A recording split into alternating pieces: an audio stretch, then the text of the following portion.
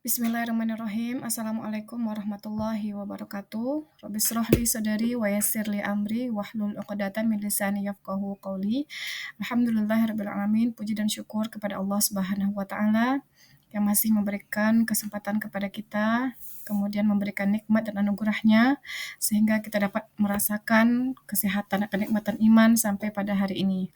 Seterusnya, salawat beserta salam kita kirimkan kepada Nabi besar Nabi Muhammad Sallallahu Alaihi Wasallam dengan lafaz Allahumma sholli ala Sayyidina Muhammad wa ala ali Sayyidina Muhammad. Yang terhormat Ketua Dewan Sidang pada kesempatan kali ini, kemudian yang terhormat Dewan Penguji Ibu Dr. Elda Herlina MPD, kemudian yang terhormat Dewan Pembimbing Bapak Dr. Joni Warmansyah.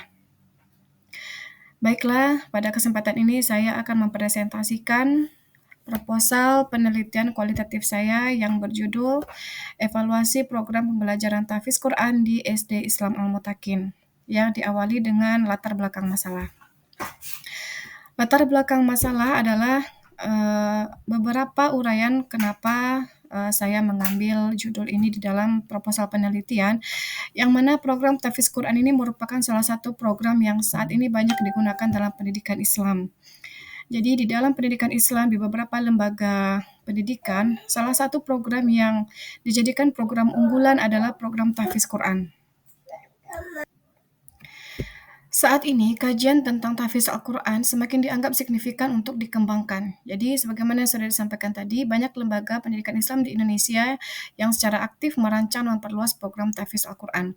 Program tahfiz Al-Quran ini dapat mendukung pembentukan karakter Islami dan juga menghafal Al-Quran. Sehingga di dalam pelaksanaan program tahfiz ini tidak hanya untuk memiliki hafalan atau anak atau peserta didik memiliki hafalan Al-Quran, tetapi juga dirancang dengan tujuan untuk membentuk perilaku atau membentuk akhlak mulia pada siswa atau pada peserta didik. Kemudian selanjutnya, dalam mengukur ketercapaian suatu program, maka diperlukan evaluasi. Evaluasi diperlukan untuk menilai efektivitas program, kemudian sebagaimana di dalam fungsi-fungsi manajemen, bahwasanya evaluasi merupakan fungsi untuk mengukur ketercapaian program. Jadi, oleh karena itu saya memilih evaluasi ini untuk menilai sejauh mana program ini berjalan. Kemudian, tempat penelitian saya pilih adalah SD Islam Al-Mutakin. SD Islam Al-Mutakin ini merupakan salah satu sekolah swasta yang berada di Kota Sawah Lunto yang memiliki keunikan kurikulum dengan sekolah yang lainnya. SD Islam Al-Mutakin ini merupakan sebuah sekolah baru yang baru berdiri pada tahun 2019, namun telah menunjukkan peningkatan yang signifikan pada program tahfiz Al-Quran ini. Yang mana pada hari ini dari kelas 1 sampai kelas 6 seluruh siswa sudah sudah melakukan ujian tasmi' Quran. Oleh karena itu, saya menganggap sekolah ini memiliki program yang bagus di dalam pencapaian maupun di dalam pelaksanaan, sehingga saya memilih sekolah ini sebagai tempat penelitian. Selanjutnya, pembatasan masalah. Fokus evaluasi yaitu adalah program tahfiz Al-Quran di SD Islam Al-Mutakin. Kemudian model evaluasi pada penelitian ini adalah model evaluasi yang digunakan dalam penelitian ini adalah yaitu model CIPP atau model CIP, yang mana singkatan dari konteks, input, proses, dan produk. Yang dijadikan konteks adalah visi, misi, dan tujuan program, kemudian inputnya adalah guru, siswa, sarana dan prasarana, kemudian kurikulum, prosesnya adalah metode pembelajaran dan pelaksanaan pembelajaran, dan hasilnya atau produk adalah hasil hafalan dan dampaknya. Selanjutnya rumusan masalah, bagaimana konteks program tahfiz Quran, bagaimana input program tahfiz Quran, bagaimana proses program tahfiz Quran, dan bagaimana produk program tahfiz Quran. Tujuan daripada penelitian ini adalah menganalisis aspek konteks, input, proses, dan produk, kemudian memberikan rekomendasi untuk peningkatan program ini di SD Islam Al-Mutakin. Manfaat penelitian yaitu memberikan informasi evaluasi program untuk pihak sekolah, membantu guru tahfiz meningkatkan metode pengajaran, memotivasi siswa untuk meningkatkan hafalan Quran, dan menjadi referensi bagi penelitian serupa di masa yang akan datang.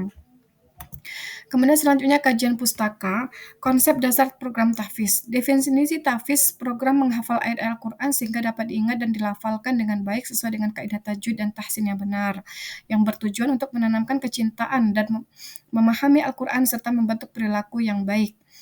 Kemudian selanjutnya, evaluasi program ini digunakan untuk menilai keberhasilan program berdasarkan prinsip relevansi, efektivitas, dan efisiensi.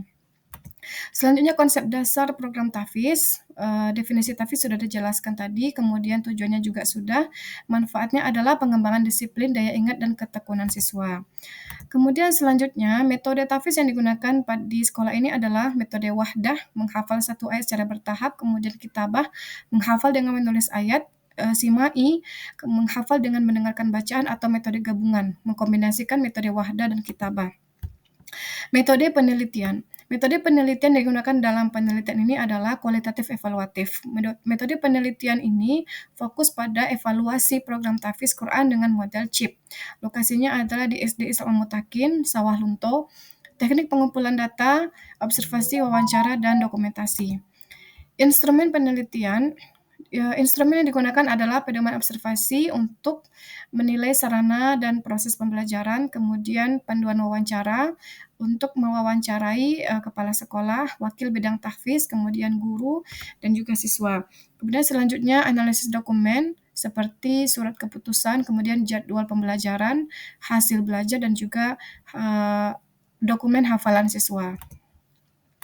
Selanjutnya metode analisis data. Proses analisis data berdasarkan Miles and Huberman yang mana diuraikan sebagai berikut, yaitu data collection.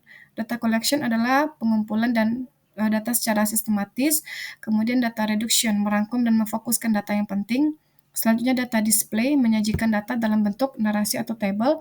Kemudian conclusion, drawing, menarik kesimpulan berdasarkan data-data. Jadi di dalam analisis data pada saat pertama yang dilakukan adalah pengumpulan data secara sistematis. Jadi pengumpulan data sebagaimana yang sudah dijelaskan tadi melalui proses wawancara, kemudian observasi sehingga data dikumpulkan.